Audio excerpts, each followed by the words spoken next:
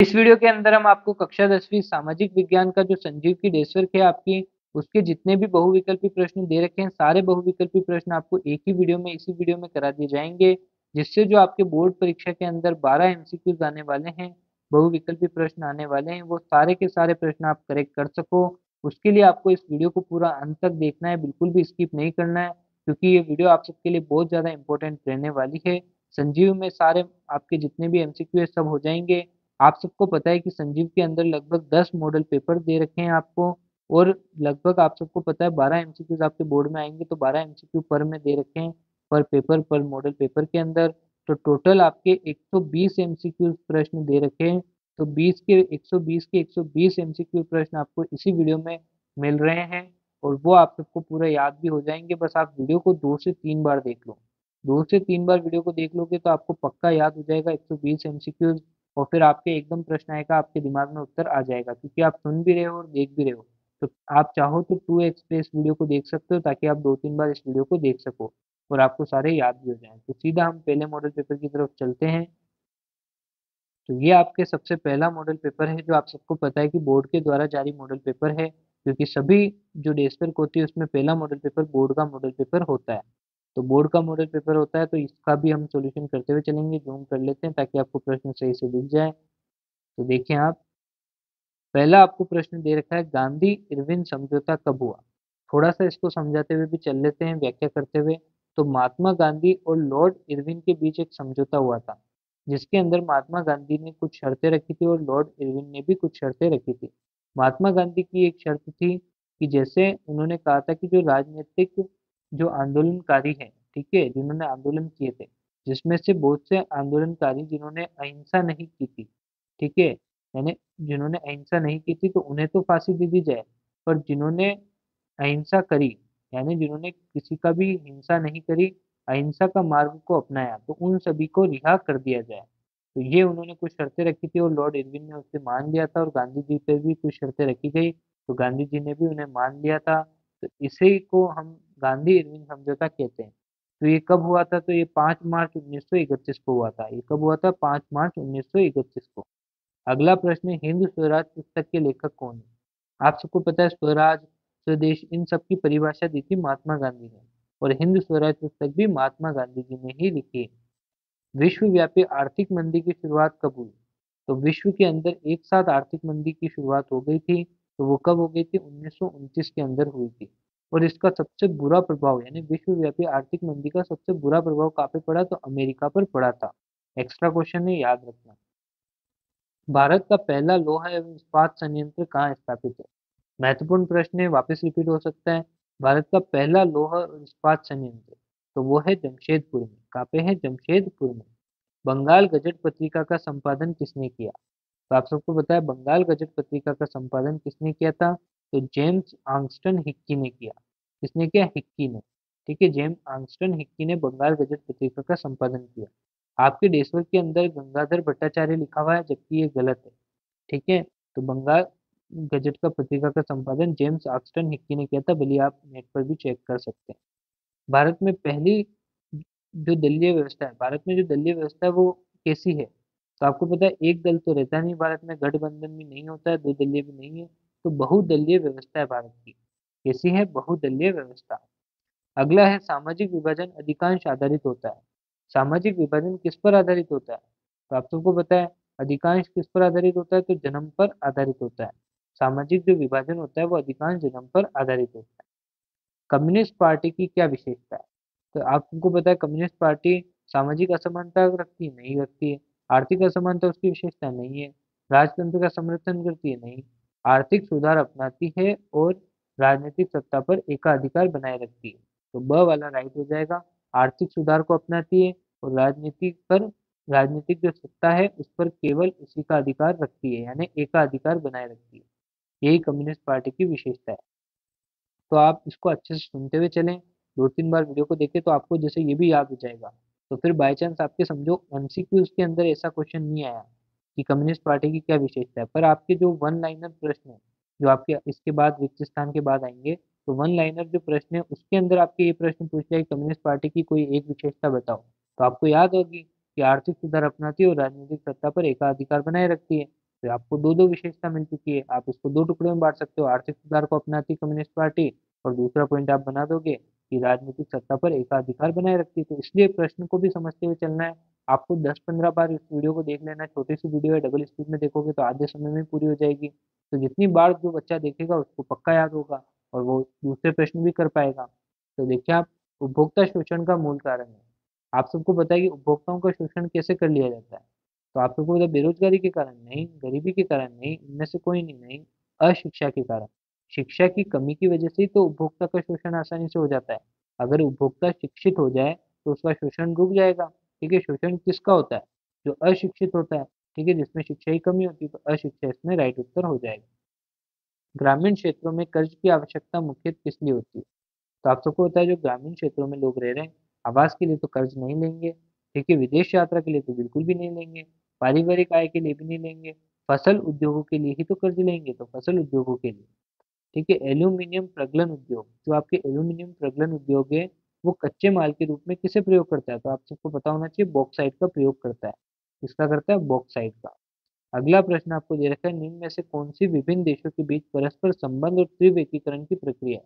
जो देशों के बीच, जो अलग अलग देश है उनके बीच में संबंध को बढ़ाती है और तीव्र एकीकरण को करती है, तो वो है वैश्वीकरण। क्या है? वैश्वीकरण। यहाँ पे आपको उत्तर माला भी दे रखी है, तो इसे भी आप देख सकते हैं। अब हम दूसरे मॉडल पेपर की तरफ चलते हैं। तो ये आपके संजीव का दूसरा मॉडल पेपर है। इसके भी बहुविकल्पी प्रश्न हम देख लेते हैं। हमने वीडियो को पॉज करके इसलिए चलाया ताकि आपका समय बर्बाद ना हो जब दूसरा मॉडल पेपर हम खोल रहे हैं। तो देखिए आप, पहला है प्रश्न इसमें, असहयोग खिलाफत आंदोलन कब शुरू हुआ? बहुत ही अच्छा प्रश्न है और बहुत ही इंपॉर्टेंट है। आप सबको पता है असहयोग खिलाफत आंदोलन किस लिए हुआ था? तो ये महात्मा गांधी ने शुरू किया था, और जो ब्रिटिश सरकार की जो वस्तुएं थी, ब्रिटिश जो चीजें थी, सामान थे, उन सबका बहिष्कार किया गया था, यानी असहयोग दिया था। ठीक है, संयोग नहीं दिया था, असहयोग दिया था। किसका? ब्रिटिश चीजों का। ब्रिटिश वस्तुएं जो है, कपड़े हैं, वो सब पहनना बंद कर दिया, स्वदेशी चीजें ही अपना रहे थे। तो इसी को असहयोग खिलाफत आंदोलन कहा था। ये कब हुआ था? तो आप सबको पता होना चाहिए। इसमें सब में थोड़ा, ये सारे ही ऑप्शन गलत दे रखे हैं, क्योंकि 1 अगस्त 1920 में हुआ था। तो आप इसमें जनवरी 1920 को चुन सकते हैं। वैसे 1 अगस्त 1920 को असहयोग खिलाफत आंदोलन शुरू हुआ था, भले आप चेक कर सकते हैं। और देश भर के अंदर जनवरी 1921 दे रखा है, जो बिल्कुल ही गलत है। ठीक है, आगे देखिए, तो अपनी देश भर के अंदर करेक्ट कर लेना। इस बार इन्होंने प्रिंटिंग में कुछ ज्यादा ही मिस्टेक कर दी है। बारदोली सत्याग्रह का नेतृत्व किसने किया? तो बारदोली सत्याग्रह का नेतृत्व किसने किया था? तो आप सबको पता होना, वल्लभ भाई पटेल ने। किसने किया था? वल्लभ भाई पटेल ने। ठीक है, याद रखें, बारदोली सत्याग्रह का नेतृत्व वल्लभ भाई पटेल ने किया था। अगला प्रश्न है आपके, आधुनिक काल से पहले विश्व के विभिन्न देशों के बीच व्यापारिक और सांस्कृतिक संपर्क स्थापित करने वाला मार्ग। ठीक है, जो विभिन्न देशों के बीच आधुनिक काल से पहले व्यापारिक और सांस्कृतिक संपर्क जो स्थापित कर रहा था, वो रेशम मार्ग कर रहा था। आगे देखें, लौह इस्पात उद्योग है। लौह इस्पात उद्योग किस प्रकार का उद्योग है? तो आप सबको पता होगा किस प्रकार का उद्योग है। तो वो उद्योग है आपके आधारभूत उद्योग। कैसा उद्योग है? आधारभूत उद्योग। अगला है आपके, जापान की सबसे पुरानी पुस्तक डायमंड सूत्र जो है, वो कब छपी थी? आप चाहो तो इन सब प्रश्नों का उत्तर कमेंट बॉक्स के अंदर वीडियो को पोस्ट करके भी देते रहो मेरे से पहले, तो जिससे आपको चेक भी हो जाएगा कि आपने सही दिया है गलत, और आपको याद भी हो जाएगा अच्छे से। आपकी गलती भी आपको पता चल जाएगी, तैयारी आप जांच लोगे। 868 ईस्वी के अंदर, ठीक है, जो जापान की सबसे पुरानी पुस्तक डायमंड सूत्र 868 ईस्वी में, ठीक है, छपी थी। अगला प्रश्न है आपका छठा, जिसमें भारत में राजनीतिक दलों का पंजीकरण तथा उन्हें मान्यता प्रदान करने वाली संस्था कौन सी थी? तो भारतीय निर्वाचन आयोग थी। तो भारत में राजनीतिक दलों का पंजीकरण और मान्यता प्रदान करने वाली संस्था भारतीय निर्वाचन आयोग थी। अगला प्रश्न है, समकालीन विश्व में शासन का वह प्रमुख रूप कौन सा है जिसका दूसरा कोई प्रतिद्वंदी नहीं है? ठीक है, जिसका कोई भी प्रतिद्वंदी नहीं है, तो वह है लोकतंत्र। क्या है? लोकतंत्र। जनता का, जनता के लिए, जनता के द्वारा शासन। ठीक है, ये अब्राहम लिंकन का कथन है, याद रख लेंगे। अगला प्रश्न देखें आप, बहुजन समाज पार्टी का गठन किसके नेतृत्व में हुआ? तो जो बहुजन समाज पार्टी थी, ठीक है, बहुजन समाज पार्टी का गठन किसके नेतृत्व में हुआ था? तो इसमें हुआ था आपके कांशीराम के द्वारा। ठीक है, कांशीराम के नेतृत्व में। कांशीराम, याद रखें। अगला देखिए, विक्रेता अथवा दुकानदारों द्वारा उपभोक्ताओं का शोषण किया जाता है। ठीक है, विक्रेताओं और दुकानदारों द्वारा, ठीक है, शोषण किया जाता है। तो कैसे कर लिया जाता है? तो आप सबको पता है, अधिक कीमत लेकर भी कर लिया जाता है, मिलावटी वस्तु देकर भी कर लिया जाता है और वजन कम देकर भी कर लिया जाता है। तो उपयुक्त सभी इसमें उत्तर हो जाएगा। ऋण की शर्तों के अंदर आता है, तो ऋण की शर्तों के अंदर क्या आता है? तो देखिए, ब्याज दर आती है, बिल्कुल आती है, ब्याज भी आता है, समर्थक ऋणाधार आता है, बिल्कुल आता है, आवश्यक कागजात आते हैं, बिल्कुल आते हैं। तो उपयुक्त सभी। अगला देखें, भारत में पहला सीमेंट उद्योग कारखाना कहाँ लगाया गया? बहुत ही महत्वपूर्ण प्रश्न है। भारत का पहला सीमेंट उद्योग कारखाना कहाँ लगाया गया? तो वो लगाया गया था आपके चेन्नई के अंदर। कहाँ पे लगाया गया? चेन्नई में। तो पहला सीमेंट उद्योग जो कारखाना था वो चेन्नई में लगाया गया, याद रखें आप। अगला प्रश्न, बहुराष्ट्रीय कंपनियों द्वारा किए जाने वाले निवेश को कहा जाता है? तो बहुराष्ट्रीय कंपनियों द्वारा जो निवेश किया जाता है उसको क्या कहा जाता है? तो उसको विदेशी निवेश कहा जाता है। क्या कहा जाता है? विदेशी निवेश। ठीक है, ये आपके उत्तर हो गया। आगे हम देख लेते हैं तीसरा मॉडल पेपर। तो देखें आप, ये तीसरा आपके मॉडल पेपर है संजीव का। इसके भी बहुविकल्पी प्रश्न देखें। रोलेक्ट एक्ट पारित हुआ था, तो आप सबको पता है रोलेक्ट एक्ट कब पारित हुआ था? तो 1919 के अंदर। रोलेक्ट एक्ट 1919 के अंदर पारित हुआ था।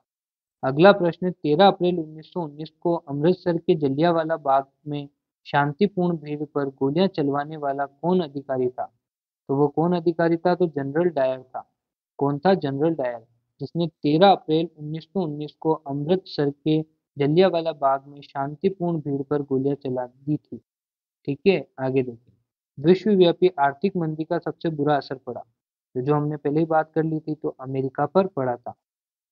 आगे देखिए, भारत का मुख्य अपशिष्ट पदार्थ है। ठीक है, तो मुख्य अपशिष्ट पदार्थ है तो वो क्या है? तो वो फ्लाई ऐश है, फोस्फोजिप्सम है, या लौह इस्पात की अशुद्धियां हैं। उपयुक्त सभी। ये उपयुक्त सभी इसमें उत्तर हो जाएगा। अगला प्रश्न, विश्व में सर्वप्रथम मुद्रण की तकनीक किस देश में विकसित हुई? तो मुद्रण की तकनीक किस देश में विकसित हुई? तो चीन में विकसित हुई। भारतीय जनता पार्टी का मुख्य प्रेरक सिद्धांत है। भारतीय जनता पार्टी का मुख्य प्रेरक सिद्धांत है, तो वह है समृद्ध मानवतावाद। समृद्ध मानवतावाद। राजनीतिक सुधारों का काम मुख्यतः कर रह सकते हैं। ठीक है, राजनीतिक सुधारों का काम मुख्यतः कर सकते हैं, तो कौन कर सकते हैं? तो वो कर सकते हैं ये उपयुक्त सभी, राजनीतिक कार्यकर्ता, राजनीतिक दल और आंदोलन। ठीक है। अगला देखिए आप, भारत में communist party of India CPI का गठन हुआ। तो भारत में communist party of India CPI का गठन कब हुआ? तो 1925 ईस्वी में। कब हुआ? 1925 ईस्वी में। उपभोक्ता सुरक्षा अधिनियम पारित हुआ। तो उपभोक्ता सुरक्षा अधिनियम पारित हुआ। तो ये कब पारित हुआ था? तो ये हुआ था 1986 ईस्वी में। ठीक है, 1986 ईस्वी में उपभोक्ता सुरक्षा अधिनियम पारित हुआ। अगला है, कृषक सहकारी समिति अपने सदस्यों को जिस खर्च के लिए ऋण मुहैया कराती है वह है, तो वो कौन सा ऋण है? तो वह ऋण है आपके कृषि उपकरण खरीदने के लिए ऋण, या खेती तथा कृषि व्यापार के लिए ऋण, घर बनाने के लिए ऋण। ये तीनों ही ऋण है, तो उपयुक्त सभी। कृषि आधारित उद्योग है। कृषि आधारित उद्योग कौन सा है? तो वह उद्योग है आपके सूती वस्त्र उद्योग। कृषि आधारित उद्योग है। अगला है, विश्व के दूरस्थ भागों को जोड़ने वाली वैश्वीकरण की प्रक्रिया में मुख्य भूमिका रही है। विश्व के दूरस्थ भागों को जोड़ने वाली वैश्वीकरण की प्रक्रिया में मुख्य भूमिका रही है, तो किसकी रही है? तो बहुराष्ट्रीय कंपनियों की रही है। किसकी रही है? बहुराष्ट्रीय कंपनियों की। अगला मॉडल पेपर देखते हैं। तो देखें आप, ये आपके चौथा मॉडल पेपर है। तो इसके बहुविकल्पी प्रश्न आप देखें। साइमन कमीशन भारत कब पहुंचा? बहुत ही महत्वपूर्ण प्रश्न है। साइमन कमीशन भारत कब पहुंचा? तो 1928 ईस्वी में पहुंचा था। कब पहुंचा? 1928 ईस्वी में। सविनय अवज्ञा आंदोलन निम्न में से किस वर्ग की हिस्सेदारी काफी सीमित थी? जो सविनय अवज्ञा आंदोलन है, किस वर्ग में हिस्सेदारी काफी सीमित थी? तो देखें आप, किस वर्ग की थी सबसे कम हिस्सेदारी? तो दलित वर्ग की। ठीक है, सविनय अवज्ञा आंदोलन में। तीसरा प्रश्न है, ब्रिटेन वुड्स व्यवस्था पर सहमति बनी थी। तो ब्रिटेन वुड्स व्यवस्था पर सहमति कब बनी थी? तो वो बनी थी जुलाई 1934 में। ठीक है, 1944 में, जुलाई 1944 के अंदर ब्रिटेन वुड्स व्यवस्था समिति बनी थी। आगे देखिए आप, निम्न में से कौन सा उद्योग आधारभूत उद्योग है? आधारभूत उद्योग कौन सा है इनमें से? तो तांबा प्रगलन उद्योग आधारभूत उद्योग है। अगला प्रश्न है, भारत में सबसे पहले प्रिंटिंग प्रेस कहाँ आई? महत्वपूर्ण प्रश्न है, भारत में सबसे पहले प्रिंटिंग प्रेस कहाँ आई थी?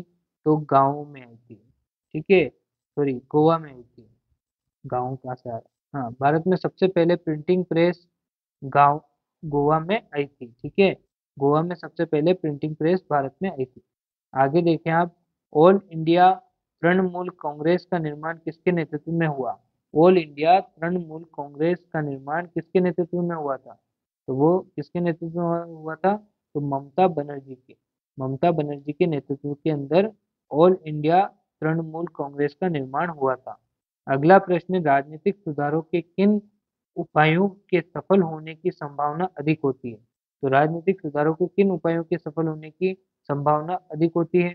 तो ये आपको पता है, ये जो लोकतांत्रिक आंदोलन पर, नागरिक संगठन पर, मीडिया पर, तो उक्त तीनों, इन तीनों पर। ठीक है, आगे देखिए, जब किसी बहुदलीय व्यवस्था में अनेक पार्टियां चुनाव लड़ने और सत्ता में आने के लिए आपस में हाथ मिला लेती है तो इसे कहा जाता है। तो इसे क्या कहा जाता है? तो ये तो आप सबको पता ही होगा, क्या कहा जाता है इसे?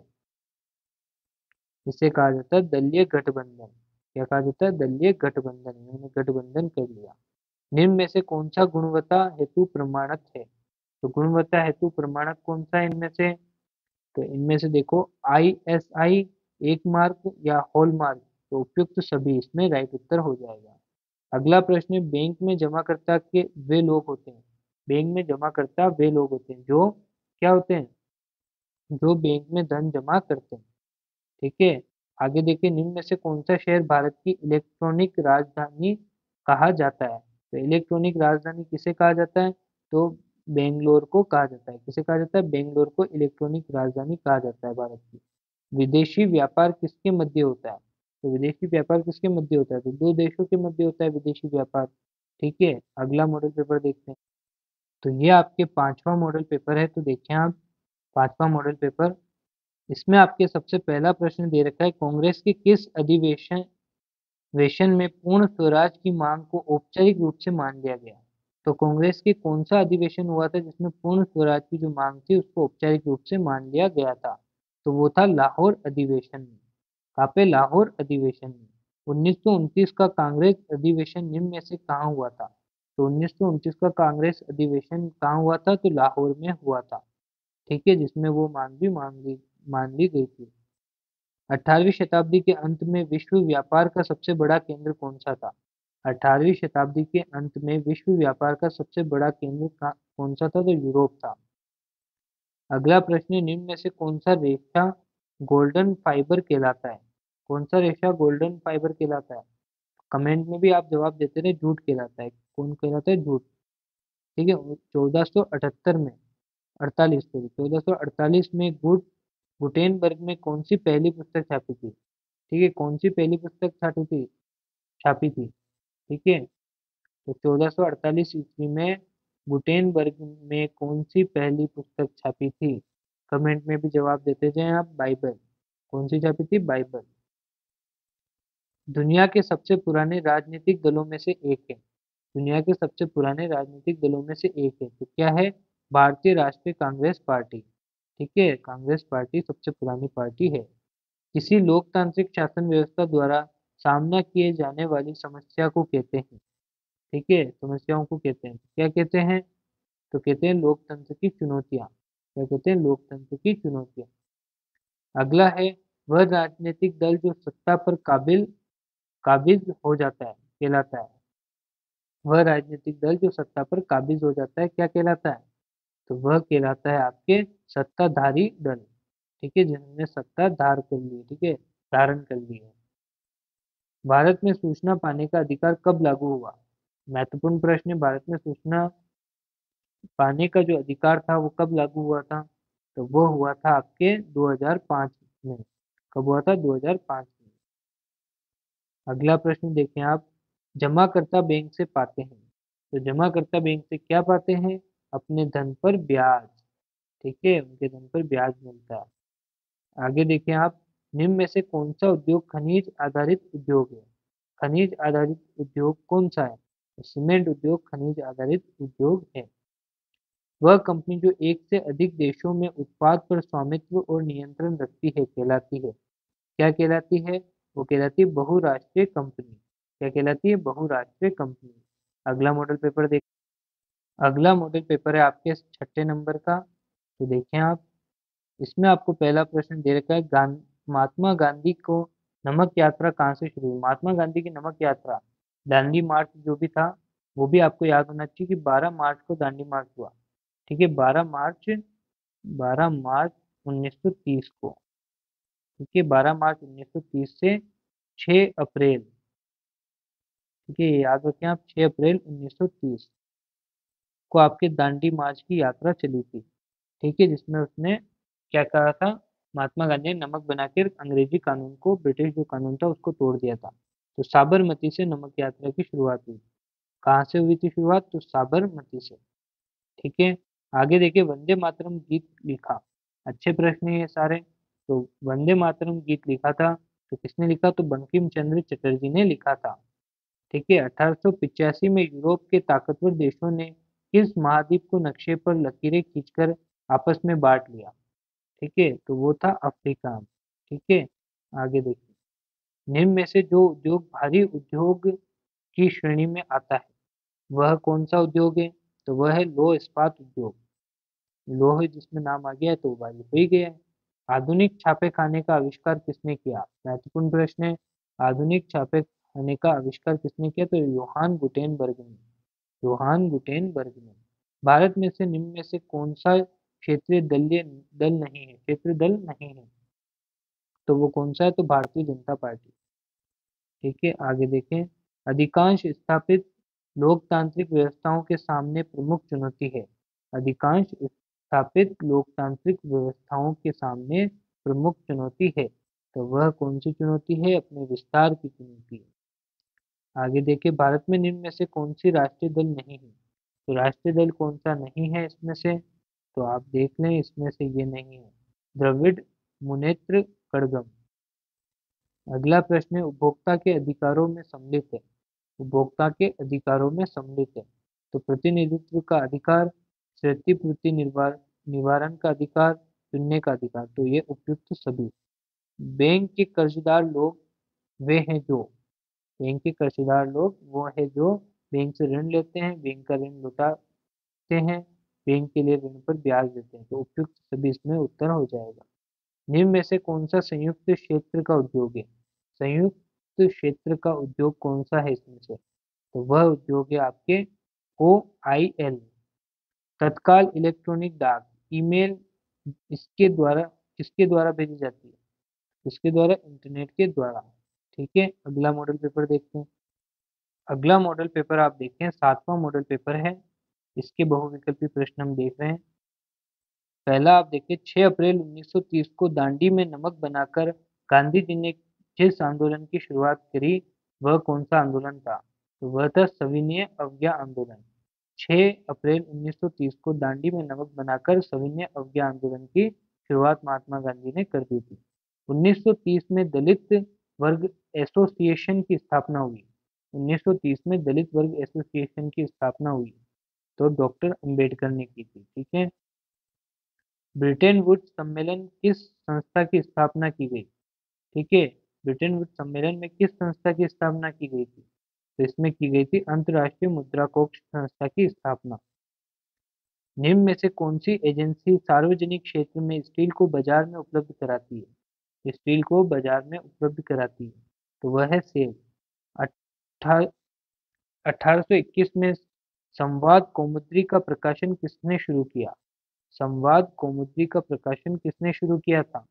तो ये आपकी किया था राजा राममोहन राय ने। छठा है, निम्न में से क्या राजनीतिक दलों के लिए चुनौती नहीं है? राजनीतिक दलों के लिए चुनौती नहीं है, तो वह है सार्थक विकल्प का होना। ठीक है, चुनौती नहीं है। अगला प्रश्न है, निम्न में से कौन सी लोकतंत्र में विस्तार की चुनौती नहीं है? विस्तार की चुनौती इनमें से कौन सी नहीं है? ठीक है, तो वह है सत्ता पर सैनिक नियंत्रण को समाप्त कर एक कारगर शासन स्थापित करना ये नहीं है, तो ये उत्तर राइट हो जाएगा। निम्न में से किस देश में द्विदलीय व्यवस्था है? दो दल व्यवस्था कौन से देश में पाई जाती है? तो संयुक्त राज्य अमेरिका के अंदर। ठीक है, अगला देखें। वर्तमान समय में भारत में उपभोक्ता संगठन है, तो उपभोक्ता संगठन कितने हैं वर्तमान समय में? तो आपको पता होगा 2000 से अधिक। ठीक है, 2000 से अधिक। स्वयं सहायता समूह से बचत और ऋण संबंधी अधिकतर निर्णय लिए जाते हैं। ठीक है, वो निर्णय लिए जाते हैं सदस्यों द्वारा। अगला है, निम्न में से कौन सा उद्योग दूरभाषा, ठीक है, दूरभाष कंप्यूटर आदि संयंत्र निर्मित करता है? तो वो कौन सा है? तो वो है इलेक्ट्रॉनिक। ठीक है, इलेक्ट्रॉनिक उद्योग। वैश्वीकरण ने जीवन स्तर के सुधार में सहायता पहुंचाई है। ठीक है, तो वो कौन सी सहायता पहुंचाई है? तो विकसित देशों के लोगों के लिए। ये किसके लिए पहुंचाई है? तो विकसित देशों के लोगों के लिए। अगला मॉडल पेपर देखते हैं। अब देखें आप, 8वां मॉडल पेपर है ये, इसका हम देख लेते हैं। 8वें मॉडल पेपर तक आ गए हैं हम। तो देखें आप, इससे पहले हम ये वाला शुरू करें, उससे पहले आपको एक छोटा सा संदेश देना चाहते हैं। अगर अभी तक आपने वीडियो को लाइक नहीं किया तो लाइक बिल्कुल कर देना, शेयर भी वीडियो को कर देना बिल्कुल, क्योंकि आपके लिए ही इतनी ज़्यादा मेहनत करी जा रही है। आपको लगता होगा कि ये बहुत आसान है, इतना आसान नहीं होता है ये। आपकी पूरी डेस्क को स्कैन करना पड़ता है, उसके बाद आपके हमारे इस मोबाइल में आती है। मोबाइल में पढ़ना कितना मुश्किल होता है ये आप नहीं जानोगे जब तक आप मोबाइल के अंदर प्रश्न नहीं पढ़ोगे। तो आप मोबाइल के अंदर प्रश्न पढ़ोगे तो आपको पता चलेगा कि मोबाइल के अंदर इतने से मोबाइल में पढ़ना बहुत ज़्यादा मुश्किल होता है, और आप उसको हाईलाइट भी ऐसे करते हुए चल रहे हो तो और ज़्यादा मुश्किल होता है पढ़ना। फिर भी हम आपके लिए इतनी ज़्यादा मेहनत कर रहे हैं, एक ही वीडियो के अंदर सारे प्रश्न ला रहे हैं ताकि आप सबको याद हो जाए, आप सब इसका रिवीजन कर सको। तो प्लीज़ लाइक और शेयर करो ज़्यादा से ज़्यादा। और अगर आपको चाहिए कि हम दूसरे सब्जेक्ट पर भी वीडियो बनाएं तो उसके लिए भी आप कमेंट करके बताएं, तो इस पर भी हम वीडियो बनाएंगे। और वीडियो कैसी लग रही है वो भी ज़रूर हमें बता दें कमेंट के अंदर। तो देखिए आप, पहला प्रश्न है, महात्मा गांधी ने हिंदुओं और मुसलमानों में एकता स्थापित करने के लिए किस आंदोलन का समर्थन किया? तो वो कौन सा आंदोलन था जिसका महात्मा गांधी ने समर्थन किया था हिंदू और मुसलमानों की एकताओं को बढ़ाने के लिए? ठीक है, तो वो कौन सा था? तो वो था खिलाफत आंदोलन। ठीक है, खिलाफत आंदोलन। अगला है आपके, महात्मा गांधी ने जिस घटना के कारण असहयोग आंदोलन रोकने का आह्वान किया वह थी, तो वह कौन सी घटना थी? तो वह थी चोरी चौरा में पुलिस के साथ हिंसक, ठीक है, टकराव। तो चोरी चौरा में पुलिस के साथ हिंसक टकराव के कारण महात्मा गांधी ने आंदोलन को रोक दिया था। आगे देखें, ब्रिटेन की सरकार ने किसके दबाव में कार्न लॉ को समाप्त किया? कार्न लॉ को समाप्त किसके दबाव में किया? तो उद्योगपतियों व शहरी निवासियों के दबाव के कारण। अगला प्रश्न, निम्न में से कौन सा उद्योग बॉक्साइट को कच्चे माल के रूप में प्रयोग करता है? तो बॉक्साइट को कच्चे माल के रूप में प्रयोग करता है तो वह है एल्यूमिनियम प्रगलन। उल्टा सवाल पूछ लिया था, शुरू में ये सवाल आया था। आगे देखिए, मुद्रण संस्कृति ने किस क्रांति के लिए अनुकूल परिस्थितियां रची? ठीक है, तो इसमें आपके उत्तर हो जाएगा फ्रांसीसी क्रांति के लिए। अगला प्रश्न, निम्न में से जो राजनीतिक दल का कार्य है वह है? तो राजनीतिक दल का कार्य कौन सा है? तो चुनाव लड़ना। आगे प्रश्न आपको दे रखा है, लोकतंत्र की विभिन्न चुनौतियों के बारे में सभी सुझाव या प्रस्ताव कहे जाते हैं, तो वो कैसे कहे जाते हैं? तो वह आपके राजनीतिक सुधार कहे जाते हैं। वर्ष 2019 में देश में राष्ट्रीय दलों की संख्या थी, कितने राष्ट्रीय दल थे देश के अंदर? तो 7 राष्ट्रीय दल थे। अगला प्रश्न है, भारत में किस दशक में व्यवस्थित रूप से उपभोक्ता आंदोलन का उदय हुआ? उपभोक्ता आंदोलन का उदय हुआ, तो कब हुआ था? तो देखें आप, इसमें आपके उत्तर हो जाएगा 1960 के दशक में। अगला प्रश्न है, ऋण के औपचारिक स्रोतों में शामिल नहीं है। ऋण के औपचारिक स्रोतों में शामिल नहीं है, तो क्या नहीं है? जमींदार शामिल नहीं है, स्वयं सहायता समूह शामिल होता है, सहकारी समिति शामिल होती है, बैंक भी शामिल होते हैं, जमींदार नहीं होते। निम्न में से कौन सा उद्योग चूना पत्थर को कच्चे माल के रूप में प्रयुक्त करता है? तो सीमेंट उद्योग चूना पत्थर को कच्चे माल के रूप में प्रयोग करता है या प्रयुक्त करता है। ठीक है, सरकार द्वारा अवरोधों अथवा प्रतिबंधों को हटाने की प्रक्रिया जिस नाम से जानी जाती है वह क्या है? तो वह है उदारीकरण की प्रक्रिया। क्या है वो? उदारीकरण की प्रक्रिया। अगला देखिए मॉडल पेपर, अगला आपका मॉडल पेपर 9वां मॉडल पेपर है और ये आपके बिल्कुल अंतिम मॉडल पेपर है। शुरू में हमसे थोड़ी सी गलती हो गई थी कि 120 क्वेश्चन है आपके एमसीक्यूज के डेज वर्क के अंदर, ठीक है संजीवनी 120 नहीं है 108 है, क्योंकि 10वां जो मॉडल पेपर नहीं है वो आपके एक्सीलेंट के अंदर, 10 मॉडल पेपर एक्सीलेंट में, संजीव में केवल 9 मॉडल पेपर ही है। तो 108 प्रश्न है, तो आप 108 प्रश्न कर लोगे। ये अभी ये 9वां मॉडल पेपर और हो जाएगा आपके, तो 108 एमसीक्यूज आपने तैयार कर लिए हैं। 2 से 3 बार वीडियो देख लो मेरी मानकर, 2x पर 2 से 3 बार वीडियो देख लेना, आपको पक्के याद होने लग जाएंगे सारे सवाल, आपसे गड़बड़ नहीं होगी फिर। तो और सारे महत्वपूर्ण प्रश्न तो याद रखने हैं आपको। गांधी जी तथा डॉक्टर अम्बेडकर के बीच पूना पैक्ट हुआ, तो पूना पैक्ट कब हुआ था? तो सन 1932 में। गांधी जी ने अहमदाबाद में सूती कपड़ा कारखानों के मजदूरों के बीच सत्याग्रह आंदोलन किया, ठीक है, तो वो आंदोलन किया था 1917 में। प्रथम विश्व युद्ध में पहले दुनिया की सबसे बड़ी अर्थव्यवस्था थी, तो दुनिया की सबसे बड़ी अर्थव्यवस्था थी तो ब्रिटेन की अर्थव्यवस्था। विश्व में पटसन व पटसन निर्मित माल का सबसे बड़ा उत्पादक देश है, तो वह देश कौन सा है? तो वह देश है भारत। गुलामगिरी पुस्तक के लेखक हैं, गुलामगिरी पुस्तक के लेखक हैं, तो वह है ज्योतिबा फुले, ठीक है, गुलामगिरी पुस्तक के लेखक है। निम्न में से किस देश में एक दलीय व्यवस्था है? केवल एक दल ही होता है, तो वो किसमें है? तो चीन में एक दलीय व्यवस्था पाई जाती है। निम्न में से कौन सी चुनौती लोकतांत्रिक संस्थाओं और बर्त बर्तावों को मजबूत बनाने की चुनौती से संबंधित है? तो वह है आपके लोकतंत्र को मजबूत बनाने की चुनौती। राजनीतिक दल का प्रमुख हिस्सा है, राजनीतिक दल का प्रमुख हिस्सा है, तो वह नेता भी है, सक्रिय सदस्य भी है, अनुयायी और समर्थक भी है, तो उपयुक्त सभी इसमें उत्तर हो जाएगा। अगला प्रश्न है आपके, बाजार में उपभोक्ताओं की सुरक्षा के लिए नियमों व विनियमों की आवश्यकता होती है, क्योंकि क्यों आवश्यकता होती है? तो वह इसलिए होती है, उपभोक्ता स्वयं को कमजोर स्थिति में पाता है, ठीक है, इसलिए होती है। अगला प्रश्न है, निम्न में से कौन सी औपचारिक उधार ऋणदाता नहीं है? औपचारिक उधार ऋणदाता नहीं है, तो वह है आपके सहकारी समिति नहीं है। साहूकार होती है, व्यापारी होता है, रिश्तेदार भी होता है जिससे ऋणदाता नहीं हो, ठीक है, तो ऋणदाता कौन सा नहीं है? सहकारी समिति। भारत की अधिकांश चीनी मिलें किन राज्यों में स्थित है? महत्वपूर्ण सवाल है। चीनी मिल ज्यादातर कहाँ पे है? तो वह है आपके उत्तर प्रदेश और बिहार में, उत्तर प्रदेश और बिहार में। फोर्ड मोटर्स कंपनी किस देश की बहुराष्ट्रीय कंपनी है? तो वह अमेरिका की बहुराष्ट्रीय कंपनी है, Ford Motors company. Thank you for watching, मिलते हैं नेक्स्ट वीडियो के अंदर। ऐसी ही कोई और वीडियो चाहिए तो कमेंट करके जरूर बताएं। आपको ये वीडियो कैसी लगी ये भी कमेंट करके जरूर बताएं।